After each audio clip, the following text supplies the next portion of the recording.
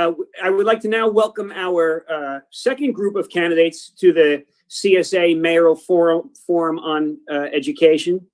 So again, CSA is the labor union that represents school principals, assistant principals, education administrators, early childhood directors, and other supervisors in our public schools and early childhood centers.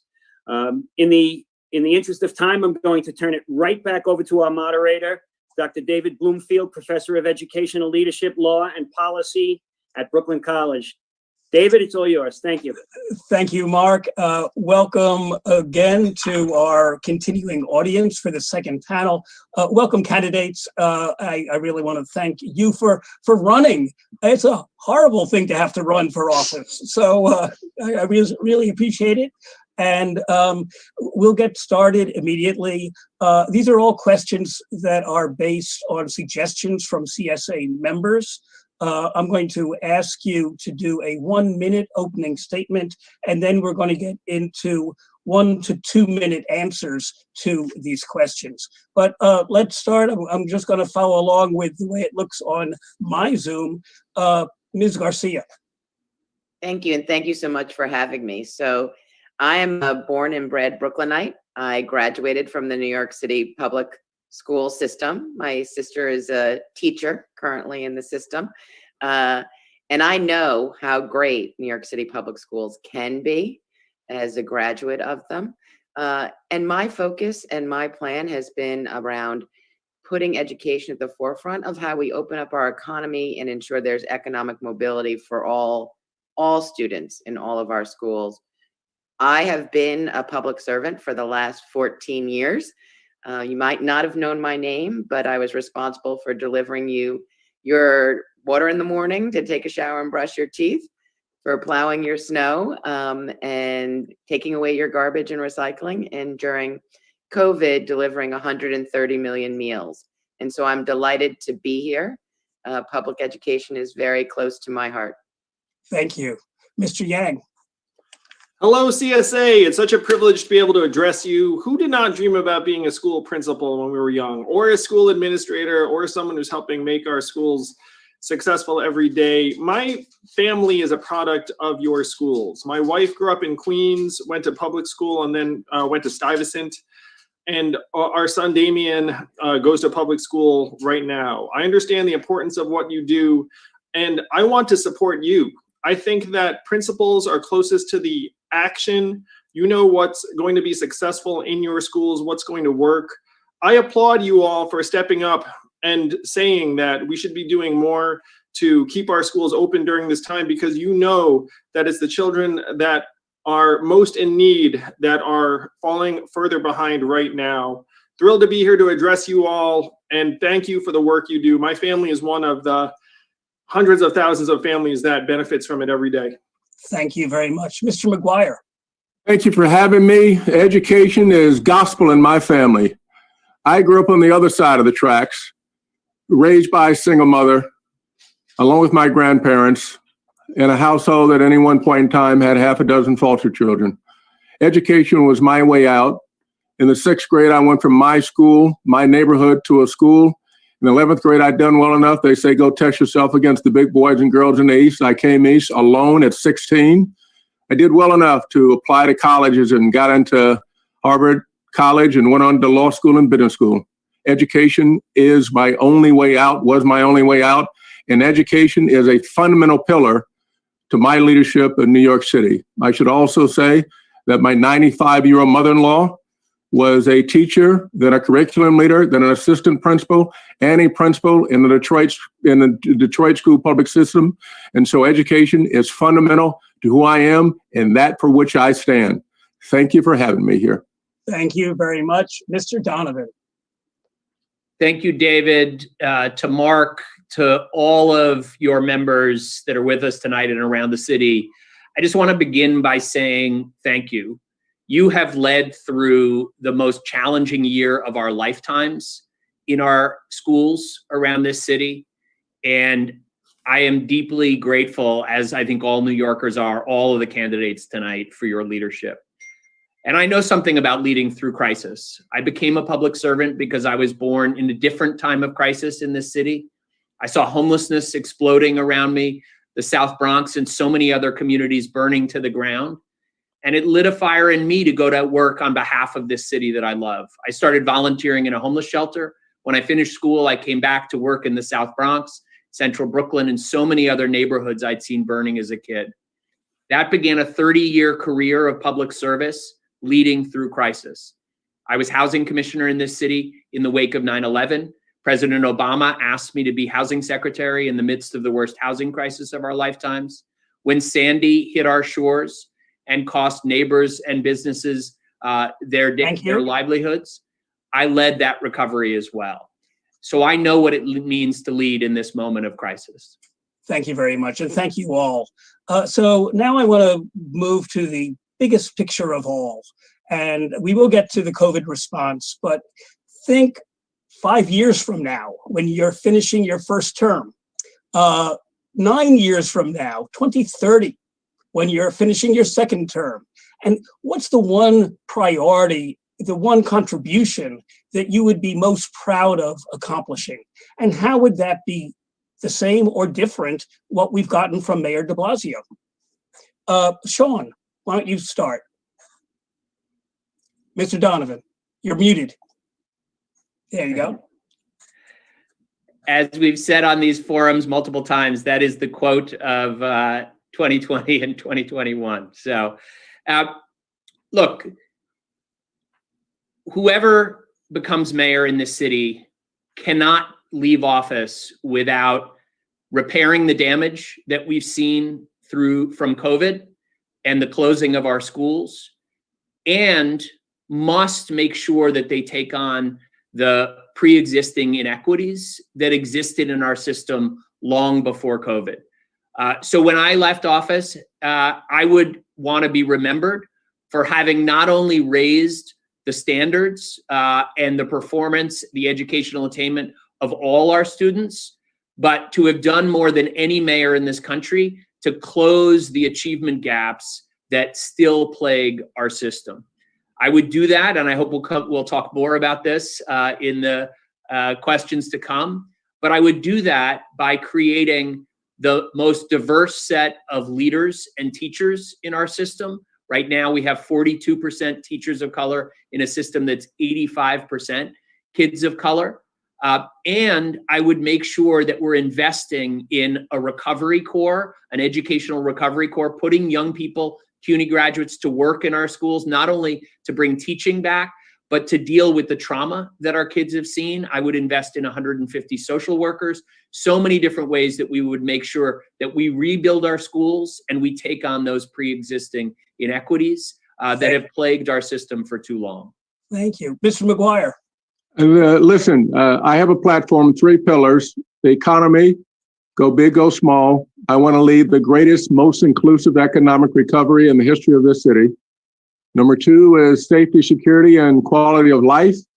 And number 3 is my plan in education, which is cradle to career or cradle to job. Pre-K is fine, but I want to start before pre-K. I want to start at 0 to 4, and I want to make sure that we have childcare and toddler care, because what happens is that many of our children, by the time they get to pre-K, they're already behind. I want to make certain that we cure that from the start. And then I want to make certain, and I want to be held accountable for this, that by the end of the 3rd grade, every child in New York City can read. Because all of you all know, all the educators know that between 0 and the end of the 3rd grade, our children are learning to read. How would you do that, Mr. McGuire? That's been promised again and again. Pardon? That's been promised again and again. How would you go about achieving that? Well, I would, first of all, I've not been in office. Second of all, I can see the systemic inequities that have existed here where we have gone backwards, and I would make it the highest priority. I would work with the educators. I would work with the principals. I would make sure that I got the input to repair that. So if it hadn't happened by the end of the 3rd grade, I would make sure that I would create a New York City tutor corps. During the course of the summer, make certain, and I want to be held accountable, this has never been done, make certain that we get the people who can teach our students, our children, how to read. I want to make sure that they learn how to read. And maybe we haven't committed enough resources to this, and maybe we haven't been creative enough to make sure that this happens. But because this is the only way that I got here, I would be committed to it. All the others who've talked about it, I've been about it. I've invested in education across the board. And pre-K is fine, but we need to get before that. Got it. Thank you. Mr. Yang. In one word, outcomes. And you do this work every single day.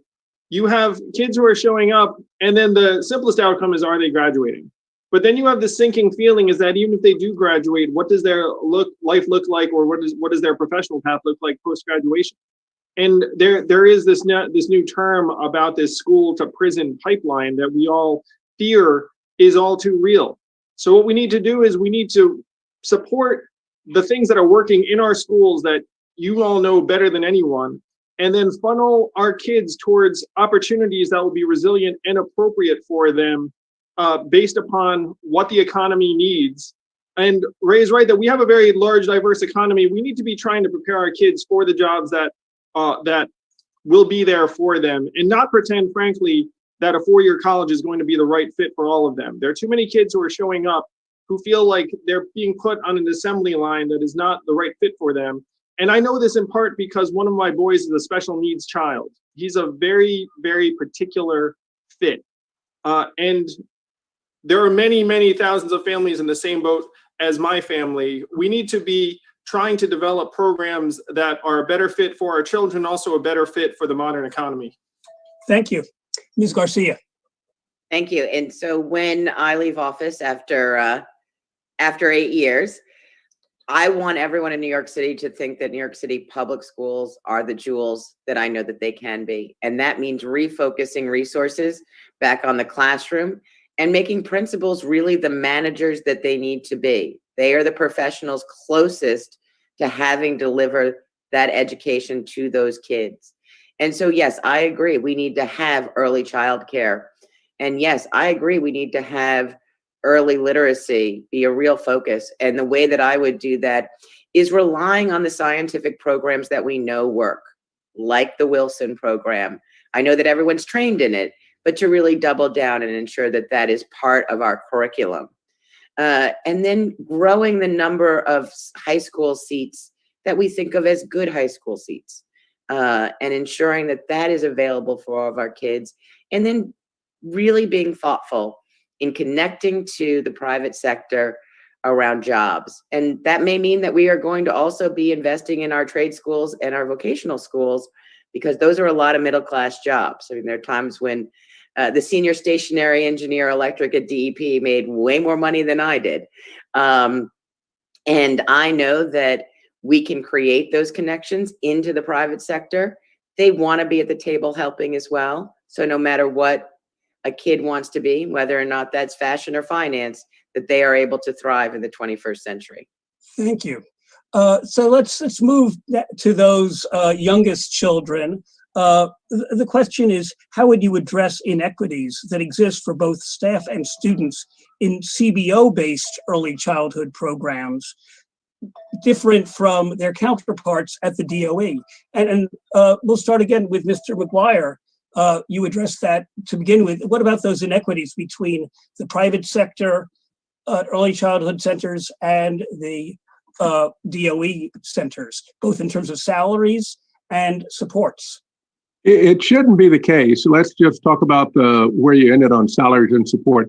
It shouldn't be the case that those noble servants who are managing our most precious assets, which are our children, are paid at the lowest level. We need to address that, and we need to make certain that they're compensated better than what they're compensated, because I fundamentally believe that hadn't it been for them, I wouldn't be here. And so we need to make certain that we identify who they are, and we need to make certain that we compensate them appropriately across the board.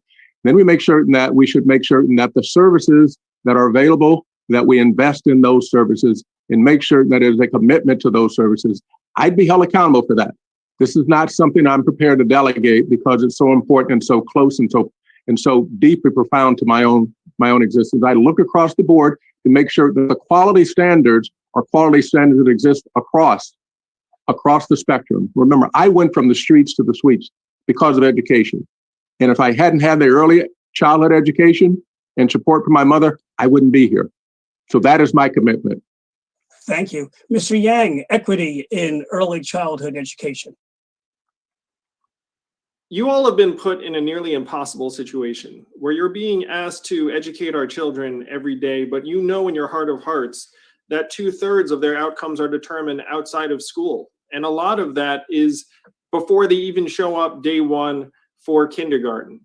It's one reason why we all know and celebrate that Mayor de Blasio's signature achievement of universal pre-K was so invaluable, because that extra year helps prepare kids for success, particularly children of color in communities where this pipeline is most important. So we should be trying to build on that success. And my signature proposal is a plan to alleviate extreme poverty in New York City. And we all know that those communities are going to be communities of color, that this $1 billion that we have pledged is going to end up preparing them to be able to show up to your schools more able to learn. Because those 2/3 of educational outcomes are based upon parental income, stress in a home, number of words read to them when they're a child, the type of neighborhood. We know that these are the factors that actually are giving these kids a chance to learn or not. As a parent of 2 young children, I know that what happens to this child before they show up at age 4 or 5 is crucial, and we need to invest in them then in order for you to be able to do your job. Thank you. Ms. Garcia, what about the inequities? Yeah, and this has been one of the, I think, bigger challenges. One of the things I would say is pre-K across the board has been of high quality. And we need to replicate that for younger kids. And you are correct. There's been a lot of challenges with community-based childcare, daycare, family daycare. And we need there to be a career path for those providers so that they are meeting the educational standards that we expect as people get into teaching positions. This can be done, and I believe has already started to be worked through with the city. But we know that we are going to have to make investments in early childcare, not only for the children, I'm going to actually say but also for women. You know, women are usually the ones who perform this job, and women are the ones who are stepping back from work because childcare isn't available, or they are putting their children in substandard childcare because they have to work. And so it is a two-pronged imperative to make sure that we are investing in early childcare. Thank you. Mr. Donovan. Thanks, David. I want to agree with Catherine on her point and build on that. She's absolutely right that we need new pathways. We need pay equity between school-based centers and community-based and family-based centers. We need increased training and investment in those early childhood educators who are predominantly women of color. And so I agree with that, but we have to go well beyond that. We have a mayor who too often has not been able to coordinate between his agencies. We need much better coordination between the Department of Education and the Department of Health. But I've also know from a lifetime of working with nonprofits in communities that are struggling with these issues that we have to build the infrastructure through community-based organizations to make this possible. We need those organizations to be reaching out to families, particularly families of children with disabilities as they navigate the different city agencies. We have to make sure that we're providing outreach to immigrant, multilingual, and other low-income families to help them through the application process. All of those can be done through community-based outreach. And we need to be building technical assistance and other help to help those smaller community-based childcare centers and pre-K, 3K, because we know that for many of those small centers, providing all the administrative and other professional services is a challenge. Why not create networks that would come together to have shared services and other organizations that could support them? All of those are ideas that would help create greater equity between school-based and family-based and community-based centers. Appreciate that. So let's move to another subject, which is school safety. I'm sure everybody would like to know whether you want to have the NYPD retain jurisdiction, supervision of school safety agents. But more than that, how would you ensure that our students are in an optimal learning environment where they feel emotionally and physically safe? Mr. Yang. Oh, this question made me think of last year when we were notified that there was going to be an active shooter drill in my son's school. And my son was 4 years old at the time. And I found myself thinking, is this actually going to elevate our community's sense of safety, or is it going to elevate our sense of anxiety or fear? And it made me think that we were going a little bit too far in one direction. And I thought it should be up to both the principal and the school administrators, as well as the parents and communities, whether we wanted to adopt that kind of active shooter drill or whether we thought it was more deleterious for our children, because I got the sense that our administrators actually were not fans. So that gives you a sense. I think we need to be more independent. Like right now, there's this, I think, political pressure to feel like you're doing all you can to, quote unquote, keep our children safe, but sometimes those measures may not be having their desired effect, either by the data or in the mental health of our children. In terms of NYPD's control of the security of some of these schools, I think that that also should be something that isn't a one-size-fits-all approach. I think it should be up to the principal, the administrators, and the parents, because there are some areas where that might be wholly appropriate and desirable, and others where they would prefer another approach. Okay, thank you. Mr. McGuire? You know, we find ourselves in a tough predicament now where, because of many inequities that we have in society, that our schools too are under siege. Over time, I would be for making certain that we do not have the kind of policing that exists in the schools. I do think it is a matter of being selective, because not all schools are in the same kind of crime-ridden areas where you may not need the kind of policing that exists now. But the reality is, because of societal conditions, unfortunately, many of these schools have to have some kind of protection. I would prefer it to be civilian. I'd prefer it to be how it was when I grew up, either in Linden Center, which is a community-based center, or in the school in which I went, where there was very little show of any kind of protective services, but you know you're safe. And too often today, our children don't feel safe. So until we can change the entire profile, it needs to be selective, needs to be by principal and by principal's choice. And where they need the support, we should give them the support. And if they think that they're okay without it, then we should yield to their perspectives. Thank you. Mr. Donovan?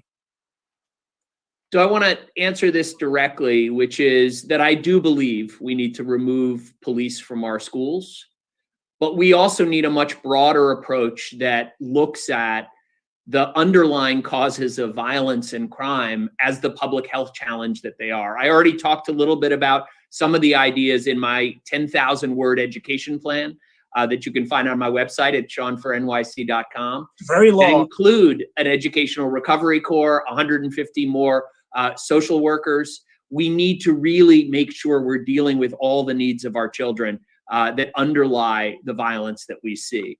But I would also make sure that we do this, we remove police carefully. I would start with schools that have multiple school safety officers, and I would reinvest those savings in what I call PPARs, or positivity, prevention, relationship, and response coordinators, who are trained in child development, in de-escalation, in making sure that we have the services that we need to ensure that that transition away from the police in our school helps, and that we focus on being able to transition those who are serving as school safety officers into these new roles in our schools. And those are the things that we have removal, to take to do this well. does that removal include removal of metal detectors? I do believe that over time, we can move toward removing the vestiges of the culture that finds too many kids feeling like they are not trusted or in a community of respect. So I do believe that that's something over time that we should be aiming to do. Thank you. Ms. Garcia? Thank you. And so I think this question has gotten a little muddied in the world. It doesn't really matter whether or not the safety officers report to PD or DOE. That's just a question of who's signing the paycheck. I suspect that PD is probably better at signing the paycheck, knowing a little bit about Well, there's also a question of supervision. And Right. should the principal have direct authority to supervise the school resource officers? So I think that the principal needs to guide what the school needs. So the real question is, how much security do you need? The school safety officers are actually technically civilians. So there isn't a challenge having the principal direct them. But I do think that there needs to be security in school buildings, and that we need to make sure that kids feel safe when they are in school. And that is an important part of their education. You need to make sure they're fed, you need to make sure they're housed, you need to make sure that they feel safe. Those are all core pieces that you don't get educated if you're worrying about someone hurting you in school. Okay, thank you. Let's move on to the big issue before we get to the COVID response. I want to talk about segregation. Segregation pervades the system. There are vast inequities based on race, ethnicity, gender, and wealth. So I would like to know from the panelists how you would deal with that, both in the context of gifted and talented tests and placement, but also in the larger area of general integration of our students. Mr. Donovan, I'll start with you. Sure. And I want to say first that this is an issue throughout my entire career over the last 3 decades that I have been at the forefront of. When Donald Trump still had a Twitter account, he was attacking Joe Biden last year for, quote unquote, trying to destroy the suburbs because he wanted to make sure Black and brown people could choose wherever they wanted to live. That was my work that he was attacking as HUD secretary, to give the Fair Housing Act of 1968 real meaning. And I believe that we need not just to focus on segregation in our schools, but more broadly to ensure that in every part of the work that we do in this city, that we are focused on these issues. That's why I would have a chief equity officer for the first time in the history of the city reporting directly to me. But obviously there are things that we must do in our schools as well. And I do support some of the initial steps that the mayor has taken, getting rid of middle school screens. I do believe that there are the geographic screens that we have for high schools we should be getting rid of as well. But I also think there's more that we need to do. And we shouldn't just be focused on the 5 specialized high schools that the mayor actually has control of. We ought to be looking more broadly at what we can do, like the District 15 initiative, working closely with principals, with teachers, with parents. We've seen some real progress that's beginning, and I want to take those community-based models and build them up and share them across the city to be able to do more. I also, as I said, believe that we have to fundamentally focus on the diversity of our leaders in schools and of our teachers. And there's much more we can do to make sure. I would make a commitment to growing the number of teachers of color well beyond the current 42% that we see. Thank you very much. Mr. Yang. There are a lot of things we need to do in this direction. I just want to share, though, a personal story. Again, as a public school parent, I think it's a mistake to get rid of a particular system of middle school screening and testing without knowing what comes next. Because I think parents generally crave a degree of certainty and visibility. And so if you're going to say, look, we're going to do away with these screenings, you should have an idea of what's replacing them, if anything. To me, the goal should be for our schools to reflect the incredible diversity of our city. I think, though, that some of these tests deserve to serve as a data point, but not the data point. So I think there are ways we can supplement them based on the background, the neighborhood, grades, essays, interviews, because our kids are not one score. I mean, we all know that having a real picture of the child would be very, very integral to actually finding the right school for them. And if we did it right, it would result in our schools being much more diverse and reflective of our communities. So that, to me, should be our goal. But I do think it's a mistake to get rid of some of these standards entirely, because I think the standards are a useful data point. They should just not be the only data point. Okay, thank you. Ms. Garcia. Thank you. So I would do away with the gifted and talented test for fourth grade, for 4-year-olds. I think testing a 4-year-old is a little too young out there, but I would expand gifted and talented in all of our community schools so that there's enrichment and there's real desire for parents to be in their community schools, that they feel it's the best place for their child. I would work towards eliminating middle school screens, but I would do it through the District 15 process, which was, it did take time, but it also was really focused on what were parents of all different backgrounds wanting for their kid. And it has been successful because parents vote with their feet. If they feel like something was done to them, they go off and find something else. But District 15 is one district out of 32. What would you do about community opposition to desegregation? So that's just because I believe that much of this opposition has come because they were not included in having the conversation. And in District 15, that was a very inclusive program, not done with the DOE, done with an outside facilitator to bring them all to the table around what this could look like and how it would work for all students. They have to have confidence that their kids are going to get a great education. Thank you. Mr. McGuire. This is a question that has historic significance. It started 66 years ago at the same time Charlie Hamilton Houston and Thurgood Marshall were successful in Brown versus Board of Education, the same exact year. There was a town created about, an hour or so away from here called Levittown. In Levittown was the picture of suburban America, which had as its definition, in order to get federally funded, that it excluded black people. That began desegregation. It began desegregation in the neighborhoods.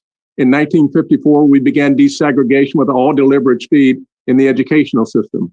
In the neighborhoods, we've yet to attempt to address desegregation. And in the school system, we made some progress, but we still have a ways to go. So let's be clear about where we are and how we got here. This is all systemic. And what would I do to change it? I would look at the principals in each one of these schools, and I would give them the resources to begin to address the inequities. And many of them have done this. Many of them have taken schools from F to A, and many of them recognize what's necessary given the resources to change the lives of these children. Can we integrate the way that we haven't done in the past 66 years? Can we start now? Aspirational, we haven't gotten it done. It doesn't look like, given all the redlining that's taken place up to this school that has created the segregation, that we're going to make much headway. So what do? Continue on that path. But let's make certain that in each one of these schools, that the principals have the resources locally to be able to address the systemic issues. When it comes to, I'm sorry. Finish up. Go ahead. When it comes to the screening at 4-year-olds, we know the inequities exist pre-K. So how can it be that you begin to screen these kids that early? Thank you. So let's move on to growing out of the pandemic. You wouldn't be taking office until next January. Hopefully we'll be toward the end of the pandemic, building out from it. So how would you deal with that? Students, teachers, school leaders, and staff are at the breaking point. You need long-term financial, academic, social, and emotional supports. What's the plan? And in that plan, I want to dovetail into a separate question, but it's really the same question. What do we do about funding that plan? I'll start with Mr. Yang. The first thing we have to do is go to the federal government and make the case that New York has been giving more than it's been getting for decades, to the tune of $25 billion a year. And happily, I believe that we're actually in position to hopefully augment our resources over this next number of years, certainly in buckets like infrastructure and things that are going to be part of the Joe Biden plan. But hopefully some of those resources can flow to our schools. The reality is that we have all of these kids who have fallen further behind during this time. Studies have shown that online school is 30 to 70% less effective than in-person instruction, which we can all sense. But there are hundreds of thousands of our kids that have been getting not even that. over this time. So we're going to need to make a Herculean investment of human capital, of resources, of mental health resources to try and help our kids speed up. And it's going to require three things. One, activating new resources either at the federal level or the corporate level or the philanthropic level. Two, take the resources that we currently have and then stretch them further. And then three, try to build on the things that are working so that we can actually preserve the most vulnerable among us, to try and get the families back on their feet. It's going to be a monumental challenge, but these are the people, you all are the people that are going to be leading that in each of these schools, and I want to be your partner and supporter in that. Thank you. Mr. McGuire. We have a COVID generation. I have no laptop. I got no tablet. I got no broadband. There's a COVID generation. And as I talked about at grade 3, making certain that our children can read, there are too many of them where we're going to have to remediate, which is where I would have a New York City tutors corps along with the educators to make certain that we can have these children who have been lost, who if we maintain them in the system as we currently know it, we will never be able to remediate. And we've now created another social challenge that we don't have the resources to meet. So I would begin today making certain that we had a tutor corps in place that was supplied by the private sector, working along with the principals here and getting others certified to make certain that we have the resources to begin to remediate. And that's where I would begin. And I would also make every effort to include, as I've done, being a member of the board of the New York Public Library, getting Wi-Fi into the 1.5 million homes that it doesn't exist, many of them black and brown, to begin to immediately address the lack of access to broadband. And I would also make a few calls to a few friends to make certain that each of our kids had working laptops or working tablets. I'd begin to remediate this immediately, and I have the resources, know the calls to make in order to get this done. And that's what I go about doing. Thank you. Mr. Donovan. Thanks, David. I said at the outset of this forum that you all have been heroic through this past year. And first of all, what we need is a mayor who understands that and understands that his job is to make your jobs easier, not to make it harder. And so having a partner in a mayor, in a chancellor who actually understands how to lead and manage. I often quote Mayor Fiorello LaGuardia, who used to say there's no Republican or Democratic way to take out the trash. Well, unfortunately, we've had a mayor who thinks there's ideology to everything, when sometimes it's just about making things work and knowing how to lead and manage. I have that experience. I've shown it over and over again. I also have the experience and the relationships to bring the help that we're going to need in that recovery.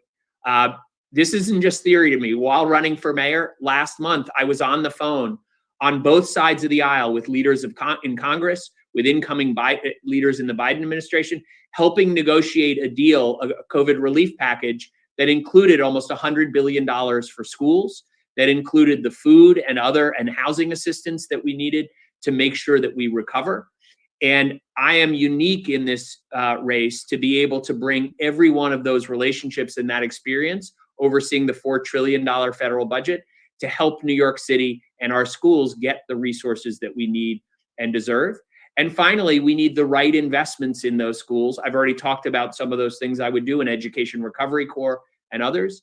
And I've also made a commitment that we would have at least one paid internship for every single high school student in my first term as mayor. And that's something that I think is critical to get our students and their families back on their feet in this recovery.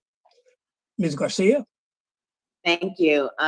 I know that it's going to be incredibly challenging for schools to catch everybody back up, and how hard everyone has worked through this entire pandemic. My sister's a 4th grade teacher.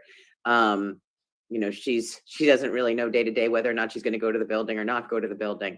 But the way that you focus resources is you focus on the school building, on what the principal needs to control, and have the teachers in place and have the mental health professionals in place, not only for the students, but also for their teachers, who have also suffered an enormous amount of trauma. We know that there's going to have to be some real agility around how we teach, as we have to bring kids who might all be in the 4th grade, but at very, very, very different levels moving forward, and whether or not that's pullouts or push-ins to ensure that the principals have the resources. And one of the ways you get the resources is from the black hole that is Tweed. And you take some of the resources out of the central and put it back in into principals' hands. Could you be specific about that? Where in the black hole do you find that money? I think some of the places would be like, there's some offices like on school culture. I don't know what they do. There are several levels of superintendents and deputy superintendents and new vice chancellors that have all been created. I think having a more direct relationship for the principals to the chancellor, I mean, obviously there would be at least one layer of management, would be really useful. They're not hearing from Tweed and from Central about what they should be doing. And they're not assisted. Like if you need a geometry teacher, they're not that helpful at finding you a geometry teacher. That means if you're a savvy principal, you can go do it. But if you're not, there isn't support going forward. So Okay. that is where my focus would be. Thank you. So that brings us to mayoral control. So I have, our members have lots of questions about mayoral control. One is, would you keep the current chancellor? And the other, of course, is, would you keep mayoral control? And if you did, how would you change your relationship to the chancellor, as well as to the schools and the governance system? So I'll start with Mr. McGuire. Keep the chancellor, new chancellor. What do you do about mayoral control? Mayor control, absolutely. In one of, if not the most important departments that exist, mayoral control is essential. I would be, from my account, I want to be held accountable.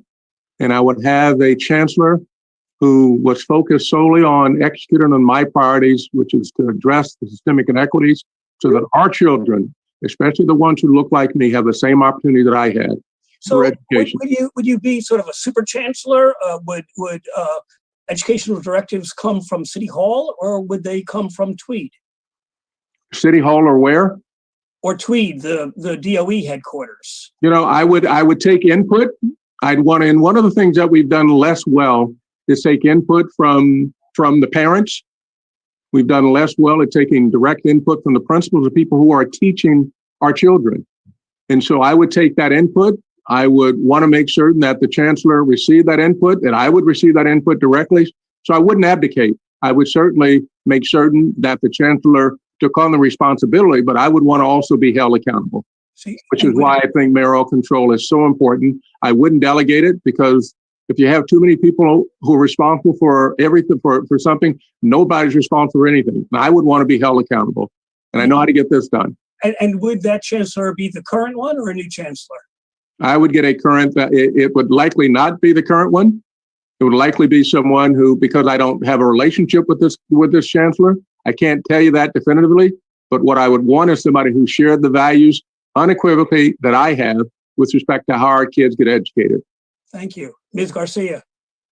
I would get a new chancellor, and I would hope that I would be able to recruit it from within the world of DOE and not from someone who's looking for a national platform, so to speak. You know, there's been some good TV watching on the search for chancellors, as you say. So I would have a different relationship, or I would replicate the relationship that I've brought to all of my leadership roles, which is there is a chain of command. I want you to be empowered. I want you to have opinions, but we need to work together, and I need to be the final say on what's happening. But I want to make sure that you have the leverage and the ability to effectively manage your team all the way down to the principal and the teachers. But would you make any changes in mayoral control? No, I would not change mayoral control. I lived through the world of the Board of Education, and nobody was ever responsible for anything. I was there, I know. Mr. Donovan. Thanks, David. I also support mayoral control. I would make a couple changes. One is I would work effectively with Albany to get rid of this year-to-year uncertainty where our kids, our principals, our teachers, our parents are held hostage every year to the legislative process. And I also would work to improve the ability to partner with principals, with the CECs, with the PEP, to make sure that, and including on some budget decisions, to devolve some authority out into individual schools so that we had a better engagement with principals and schools. What I would also say, though, is that one of the most important things about mayoral control in my mind is what this mayor hasn't been doing, which is engaging other agencies to support principals and schools in dealing with all of the issues around COVID, but more broadly. How do we deal with the needs of homeless students or kids with disabilities in our schools without having a partnership with other agencies that are under mayor's control? And through COVID, where the performance of the chancellor and the mayor were unforgivable, in my mind, the reason I would replace the chancellor, without the ability to coordinate between the health department on testing, on contact tracing, on vaccine rollout, all of those things. Imagine if we were trying to do that under a system where there wasn't mayoral control. And I think that's one of the most important things in my mind, that is every mayor needs to do a better job than Bill de Blasio in using all of the tools, all of the cabinet agencies to make real change. Thank you. Mr. Yang. A mayoral candidate not wanting control of the schools would be like a principal not wanting control of something vital to your school's success. You know, of course, the mayor should retain control. And in terms of keeping the current chancellor, a lot of leadership is team building. And so what you want to do is build a team that you can trust, that you have confidence in. That does not preclude keeping someone who's in a current role. But in this case, this chancellor has not built up the proper relationships of trust and credibility with administrators, with the community. And so I would need to replace him. Thank you. So the last question, and maybe the most important question, although we've really run through some great issues, are marginalized populations in our schools. And I'm talking about home insecure students, students with disabilities, English as a new language students, and LGBTQ and gender non-conforming students. So I want to take each of those groups, even though we often have overlap, and let each of you discuss how you would address the needs of one particular population. So, Mr. Donovan, you first. What about home insecure students, and how would you address those needs? David, I'm so glad you asked me this question. You heard me at the outset say that I began my career volunteering in a homeless shelter. I interned at the National Coalition for the Homeless. This issue is so fundamental to why I became a public servant. And it is infuriating to me, frankly, to see more people sleeping on our streets in this city than at any time since the Depression. And so this is absolutely something that I would lead on. And you don't have to take my word for it. When I was HUD secretary, I led the strategy with President Obama side by side with Arne Duncan and then John King that dramatically reduced homelessness across our country. In 80 cities and states, we actually ended veteran homelessness, dramatically reduced street homelessness and family homelessness as well. So I know how to get this done. What is critically important is the kind of coordination that I talked about before, making sure that we are coordinating very closely between the Department of Homeless Services, between our health agency and the mental health needs of families to ensure that we are stabilizing those families before they end up homeless or in the shelter system. I have detailed proposals on this that I won't recite given the time that we have, but we also need to build a single coordinated data system that the Department of Education and every school has access to, understanding exactly what assets are available and resources to those families to ensure that we are catching them before they fall through the cracks and into homelessness. Thank you. And Mr. McGuire, what about students with disabilities? How would you address their needs? You know, it is my middle brother is a paraprofessional, so he spends all of his days making certain that children with disabilities get the appropriate care and education.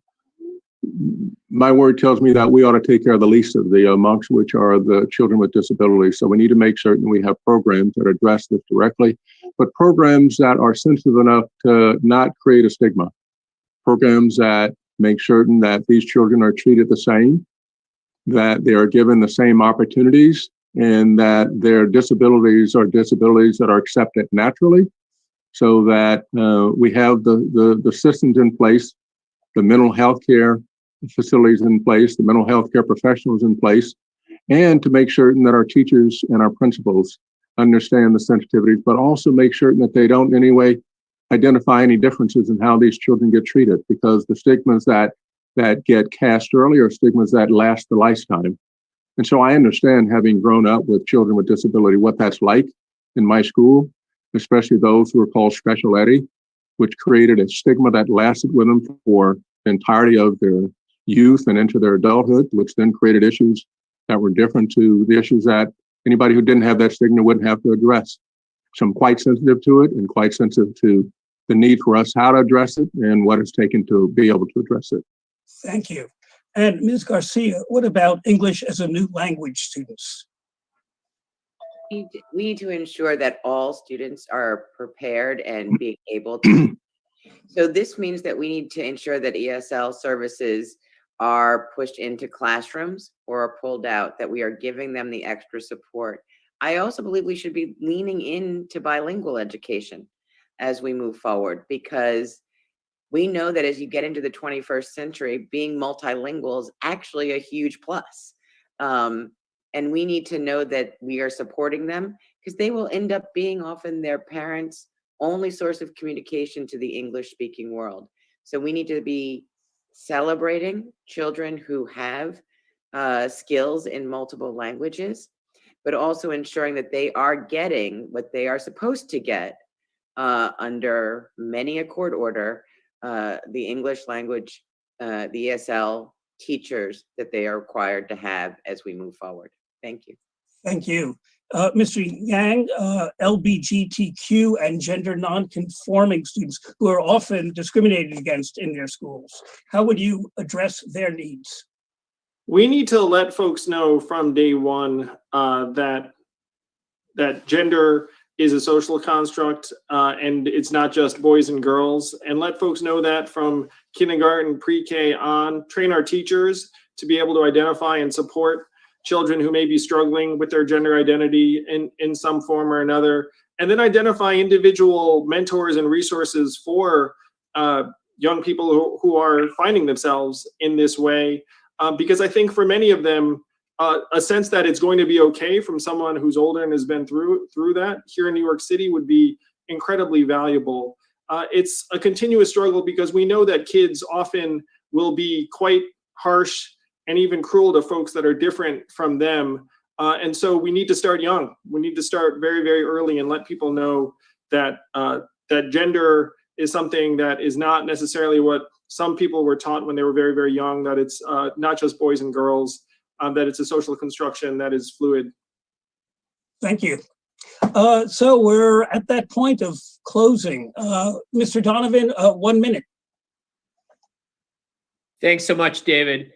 And thank you to Mark. Thank you to all of you for your incredible work and leadership over this past year. You need a mayor who understands what it means to lead through crisis. And no one in this field has the experience of leading through crisis after crisis, not just to repair and rebuild, but to do something that President Obama used to say to us all the time in these moments. We cannot let a crisis go to waste.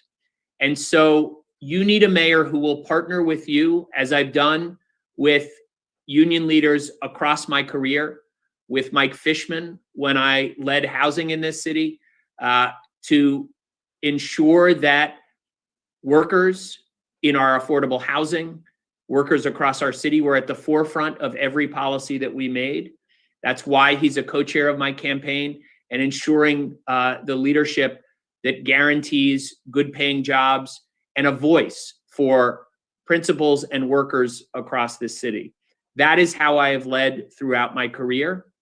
And in this moment, we can make sure that we build back not just the New York that we had and the school system that we had, but a better and stronger and smarter system that works for everyone, particularly our leaders in our schools. Thank you. And you want to give a shout out for your website? Well, it's right there over my left shoulder. So you can read, it's seanfornyc.com. Go look at my 10,000 word education plan, which puts principals at the forefront. Thank you. Mr. Yang. Thank you again for everything you do every day for our children. I still remember my high school principal for sure, and I know that many of our children will remember you for the rest of our lives, for the rest of their lives. You're in a good way, I guess, right? I'm sorry? In a good way. Oh, of course, in a good way. They probably wouldn't remember you if we're negative. You all are in the practice of forming people, of forming human beings. You have a very sacred trust. You take our children and then you make them stronger, healthier, better educated. You understand how best to manage your own schools, your own teams. You understand your teachers. You understand what's working. Our goal should be to create the conditions for you all to succeed. If you're in the practice of forming people, in my view, the mayor should be in the practice of empowering people. And that's principals, school administrators, and the folks that are closest to the ground that understand the ins and outs of what's working. You should tell us what's working, and then we should try and make your jobs easier. That will be my goal as your mayor. Thank you. And your website? AndrewYang.com. Yes. Thank you. Ms. Garcia. Thank you so much for having me, and thank you for all of the work that everyone has done during the course of COVID. It has been truly heroic, and I've been speaking to lots of principals, and I know how hard it has been, and they still ask you whether or not you've got your gym teacher when you have no more money because you spent it on third grade teachers. I would always put principals and the classroom at the core of any educational agenda. That is where I think we need to be focused. You need to manage your buildings. You need to get held accountable for the outcomes. And I know that you can do it. And, you know, I've worked very closely with labor throughout my career in city government. And, you know, it's not surprising, I would say, that 90% of the employees represented by unions in sanitation have endorsed me. I know how to sit down at the table and work in partnership. And you would have been at the table last summer on how to reopen and how to stay open during the pandemic. And I hope you will look at my education policy at kgfornyc.com. It is not 10,000 words. Thank you. And Mr. McGuire. Thank you, Mark. Thank you, David. And thank you for all those who have tuned in. I come from the bottom. I come from the other side of the tracks. And education is what got me here. I didn't get termed out. I'm not looking for a promotion. I have not served in any administration. And the highest priority that I have, I look at the three pillars of my vision: economics, safety, security, and quality of life, and education is at the core. I don't need to go anywhere else to learn about education. And I look to see what all those who have these proposals have done over the course of time. And I look at where zip codes still matter. In those, especially those who look like me, but all New Yorkers have not gotten the education that they need. I would own this. It's personal to me. I know how to manage through crisis. I know how to lead. I have the relationships to make certain that this system going forward is better than it has been, at least in our recent history. I am not talking about it. I've been about it. I've lived it. And nobody else can talk about it who's lived it, who looks like me in the history of this race. Thank you. So if you're interested in supporting me, which I hope you will, because I will represent you in ways that have been advertised but haven't been executed on, go to rayformayor.com, and I welcome your support. You are the essence to who I am and to what this city can be. Thank you. Thank you very much. I want to thank all the candidates. Your hard work this all year long. It's incredible to me. Your commitment, your desire for this office, and your ability are all respected. So thank you very much. Mark Cannizzaro. Okay, thank you, David, and thank you to our candidates for your time and sharing your vision of public education and moving this city forward into the future. You've left us all with very much to think about in the coming months. And I also have to give just one more time for David for his skilled job in handling tonight's event. And a big shout out to our communications director, Craig DeFalco, for managing the Zoom, to Gabriel Gallucci and the entire political team for tonight's event. CSA members, please remember to support your PAC. Good night, everyone. God bless you and have a great evening. Thank you, everybody. Thanks, Mark. Thank you. Thanks, Mark. Thank you, David. Bye, bye, Sean. Bye, Catherine. Bye, Ray. See you soon. Bye, I'm sure. thank you. Probably an hour or so, something like that. Bye, everyone.